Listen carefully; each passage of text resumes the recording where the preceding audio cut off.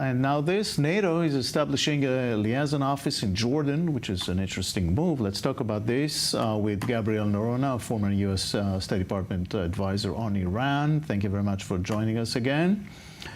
How do you see this move by Jordan, by NATO? So NATO's been in a process really for some years now to increase its regional presence abroad in the Middle East, as well as other theaters like Asia Pacific. Just last year, NATO established a similar office in Japan, using it as a base to coordinate efforts with South Korea, Australia, Philippines. And so this effort by NATO in Jordan here is a little bit more of a reflection that NATO is not purely and only a European alliance, that all threats are combined at this point. The way that the Russian threat has posed itself in Europe, we've seen, is now linked very strongly with Iran.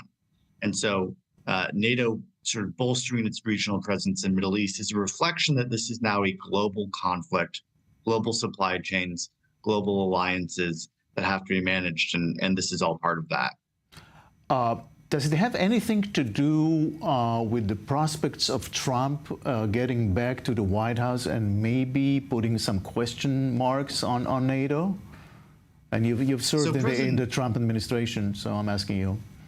Yeah, so I think the concerns about President Trump withdrawing from NATO if he returns to office are overblown.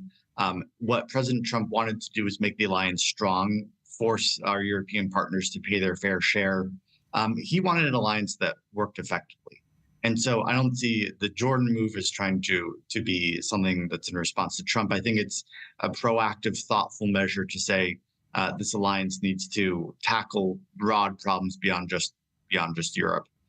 Now, I think the step with Jordan is something that would be supported by both parties. Republicans and Democrats have good relations with Jordan. It's not perfect. Certainly the October 7th attacks and since then have put some strain on that relationship. But it's important to remember Jordan was the only other nation along the United States and the United Kingdom that helped Israel defeat the attack from Iran in April of the drones and missiles incoming. Jordan continues to be probably the most stable Arab country in its immediate region, as Iraq is falling under Iranian influence. And so this is, I think, a good effort to try to stabilize the region and lay down some roots here for more stability, more military cooperation. Yeah, interestingly, NATO also says that it's working more closely with partners such as Iraq, Tunisia, the GCC states. Is this a broader move?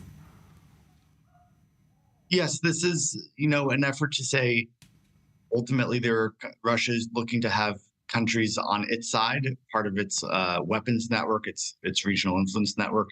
And yes, the State Department is going to do its diplomacy, but that's on usually the foreign ministry side.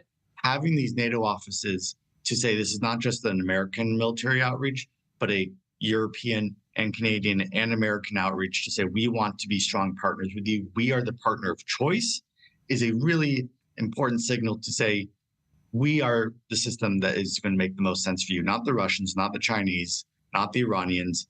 We are a reliable partner. We're not going to provide aggression, but we'll stand against military incursions that happen anywhere around the world. Yeah.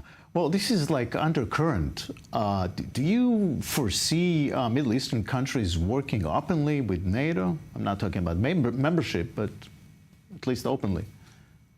I think what they are interested in is intelligence sharing and military cooperation. You're not likely to see joint military exercises. I don't think NATO has any interest in expanding its membership offers to countries outside Europe at this point. It wants to be a somewhat limited alliance, focused primarily on the Russian threat, but acknowledging and monitoring threats elsewhere. If you start adding countries, even like Jordan and Iraq and Tunisia, into the alliance itself, you're going to dilute its core mission and purpose. So I think there is a limit here to just how far NATO cooperation with any of these countries is going to go.